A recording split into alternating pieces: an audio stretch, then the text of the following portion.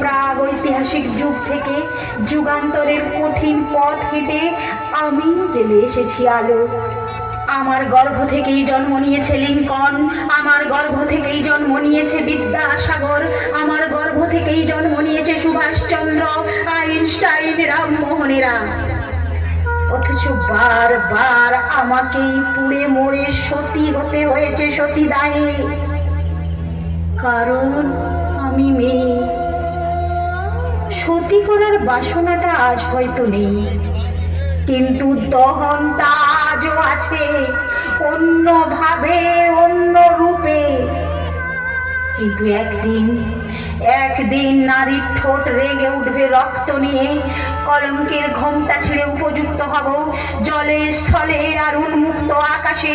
অসামান্য পদভারে কেঁপে উঠবে ধরিত্রী, দারুণ জ্যোতিপুঞ্জে উদ্ভাসিত হবে চারিদিক, নবালোকে নবদিগন্তে উন্মোচন হবে আবার।